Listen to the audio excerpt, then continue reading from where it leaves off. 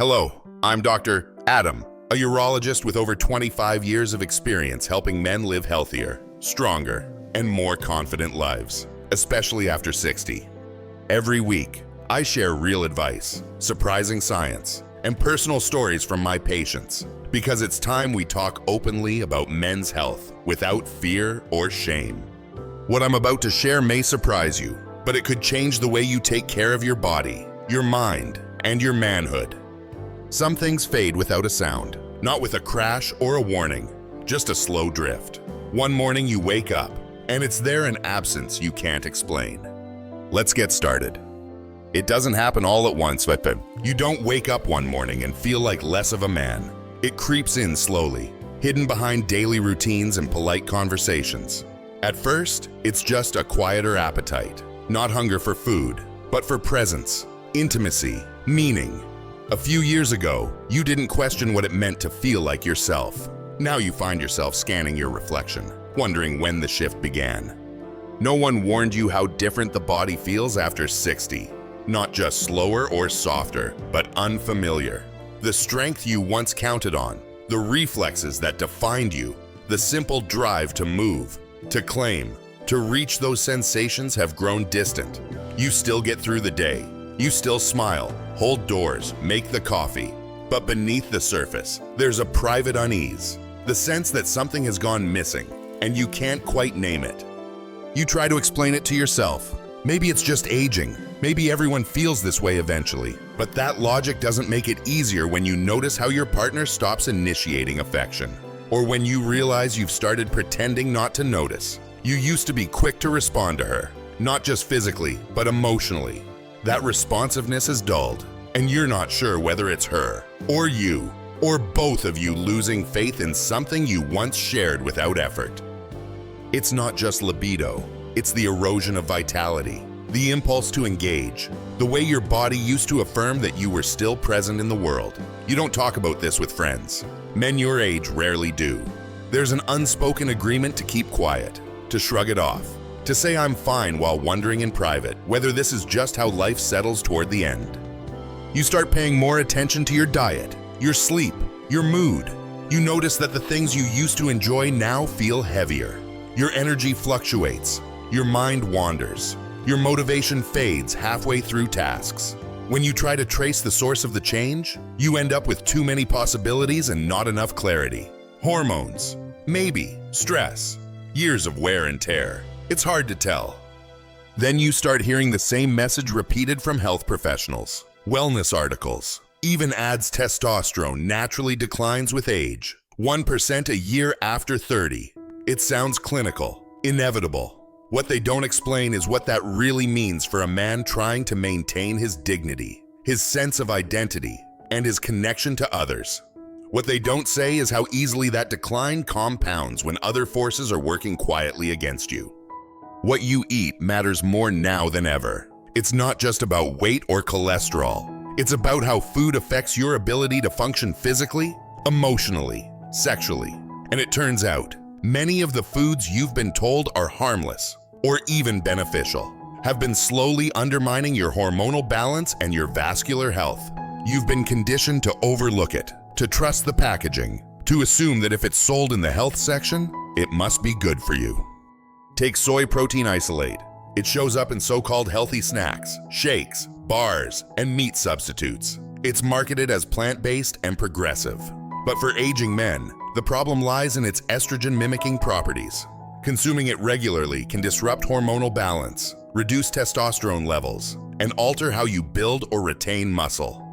You might not feel it in a single meal, but over time, your energy drops, your sleep quality declines, and your ability to recover physically and sexually takes a hit. Refined sugar is another common threat. Beyond the obvious effects on weight and blood glucose, sugar interferes directly with your hormonal system. It creates insulin spikes that reduce testosterone.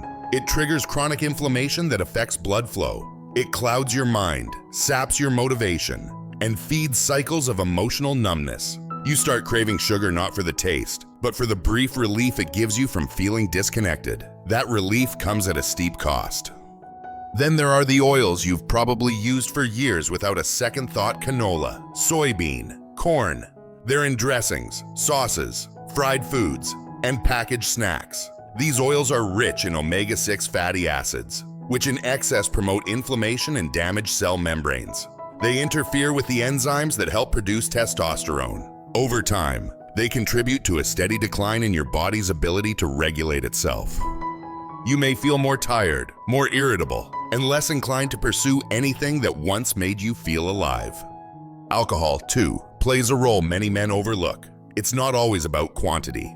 Even a couple of drinks each night can interfere with sleep architecture, suppress testosterone, and alter neurotransmitter balance. You think you're relaxing. What you're really doing is sedating the part of your mind that wants connection. Over time, emotional intimacy starts to feel like effort. Physical intimacy becomes inconsistent. You rationalize it. So does your partner, but the distance keeps growing.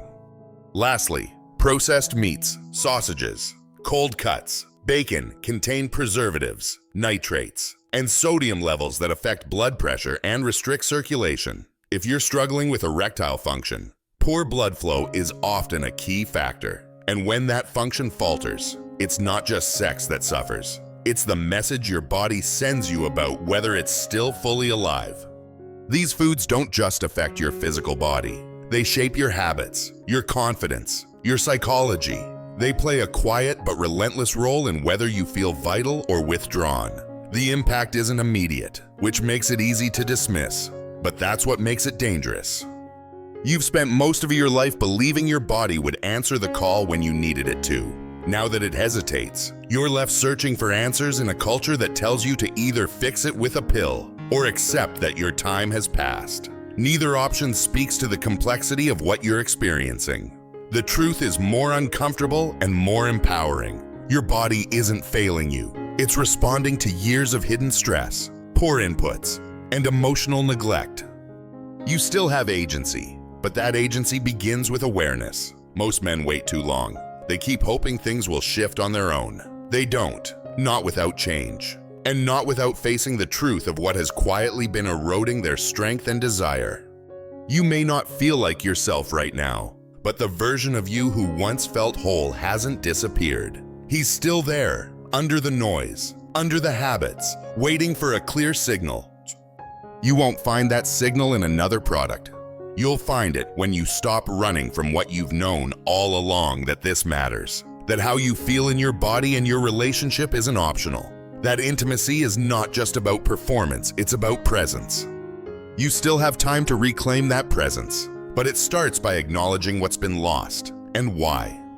The hardest part isn't the loss, it's pretending it doesn't matter.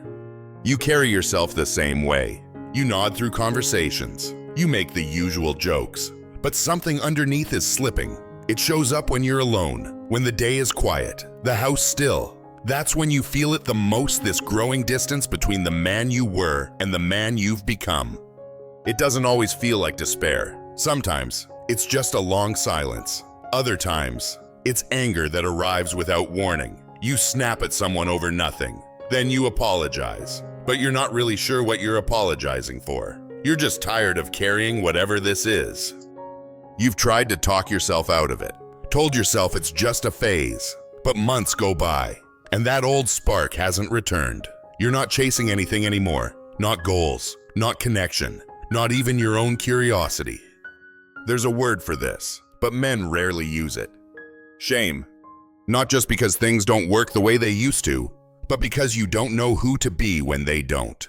You've spent a lifetime defining yourself by how you provide, protect, perform. Now the signals from your body don't match the man in your mind. So you try to adjust, to compensate, to disappear a little at a time.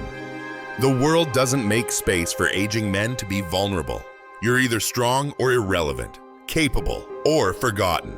There's no middle ground. So you bury it. You make excuses. You nod when someone asks how things are going.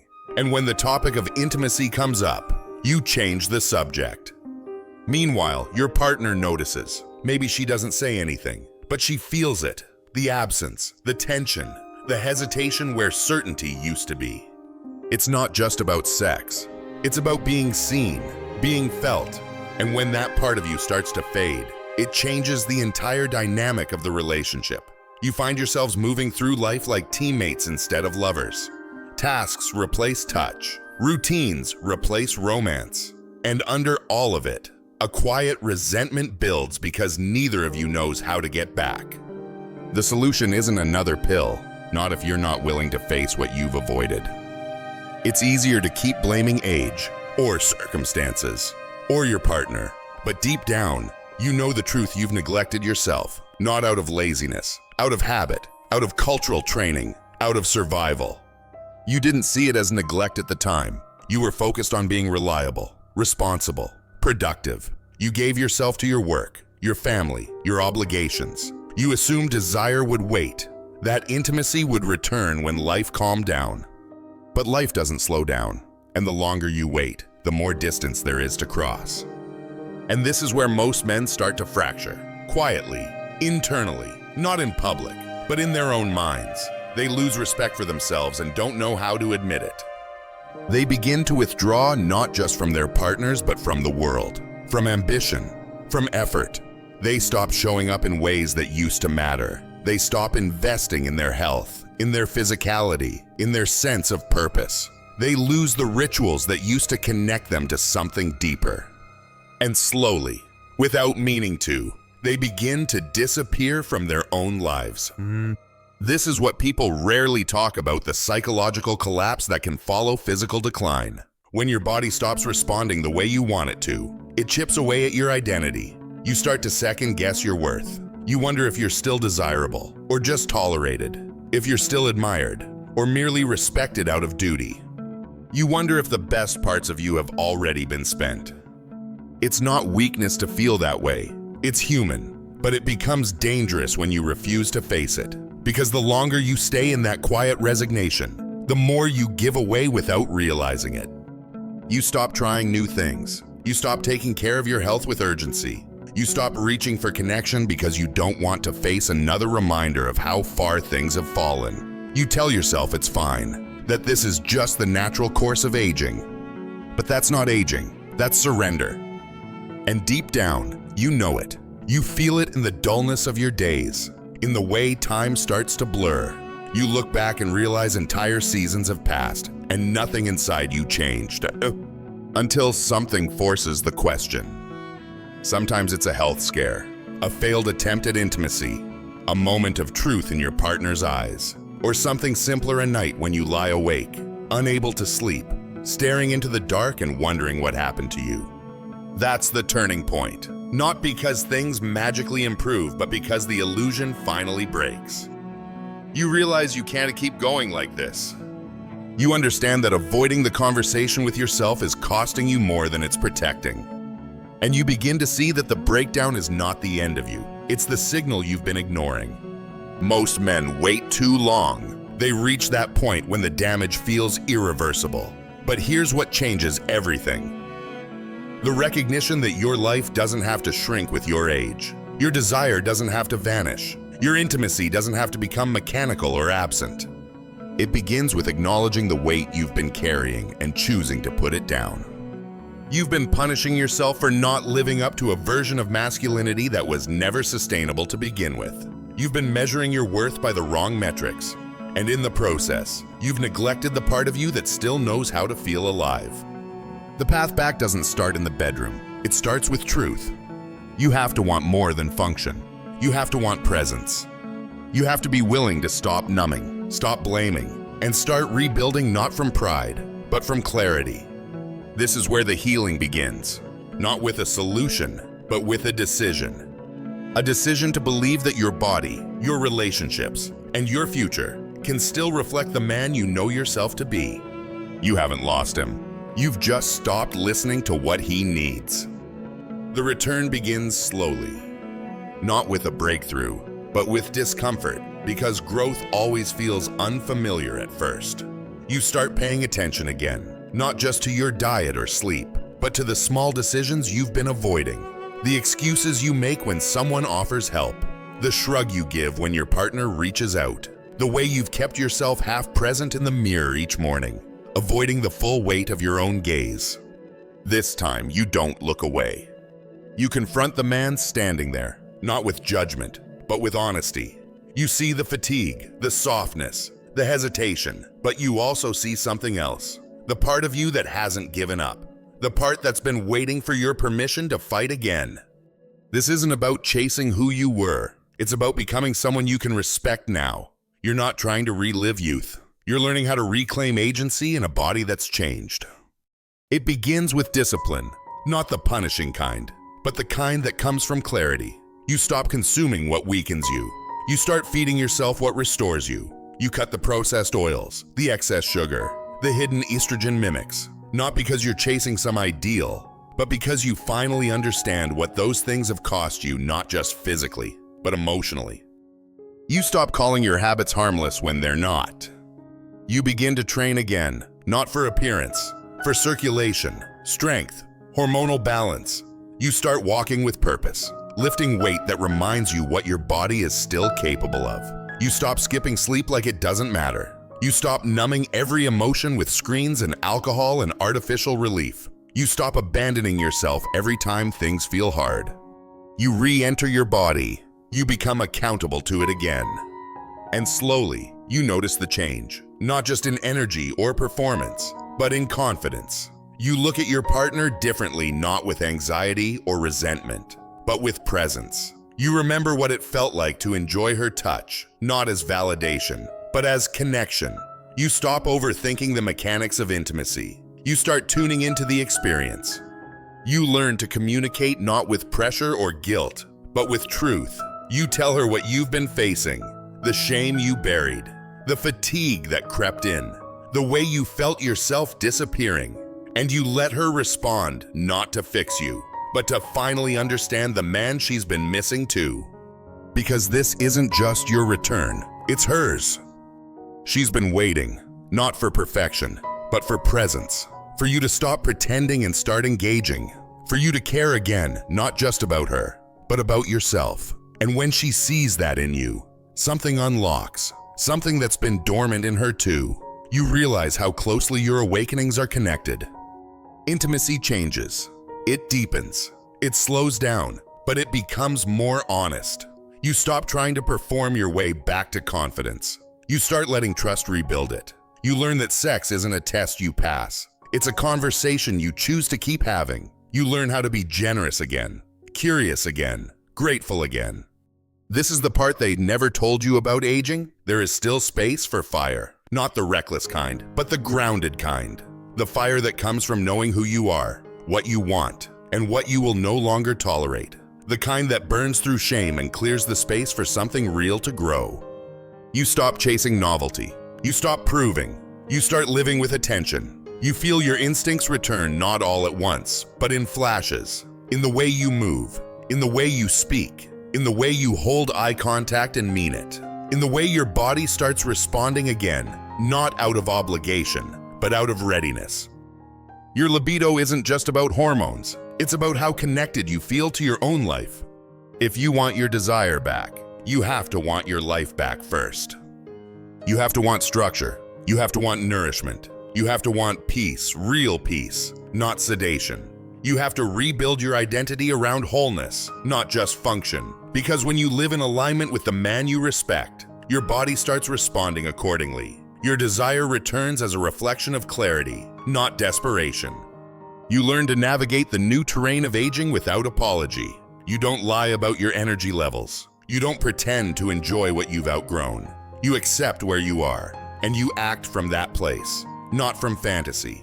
And from that place, something remarkable begins to happen. Your vitality becomes consistent again, not in spikes, but in stability. Your presence deepens. Your attraction becomes grounded. You become magnetic not because you're flawless, but because you're honest. And that honesty ripples outward. It affects how your partner sees you, how your children look to you, how your friends respond when you speak. You stop needing to be the loudest in the room because your presence speaks for itself. This is what real masculinity looks like after 60, not bravado, but clarity, not dominance, but self-respect, not noise, but quiet power. The kind that shows up without needing attention, the kind that touches without taking, the kind that heals without explanation. You still want to be desired. That's not a flaw. That's human. But now you understand that true desire comes when you live in a way that earns your own respect. When you don't abandon yourself in private and expect intimacy to thrive in public. Sexual rebirth doesn't begin in the body. It begins in the mind. It begins the moment you decide that decline is not your narrative. The moment you choose restoration over avoidance. The moment you decide to stop negotiating with mediocrity. You've made it this far. Not everyone does. That alone means something. Now it's time to choose what kind of man you want to be with the time you have left. Not the man people expect. Not the version you've maintained out of habit. But the one who can look in the mirror and finally say, I'm back, and I'm not hiding anymore. That's how it begins. Not with a promise. With a decision. If something in this story spoke to you, don't keep it to yourself. There are men out there, just like you, quietly carrying the same questions, the same silence, the same hunger to feel alive again. Share this video with someone who needs to hear it. Leave a comment. Tell us where you are in your journey. You are not invisible. You are not alone. And if you're ready to keep exploring what it means to reclaim strength, purpose, and intimacy after 60, subscribe. We have more stories coming. Not of survival, but of return. This is just the beginning. We'll see you in the next chapter.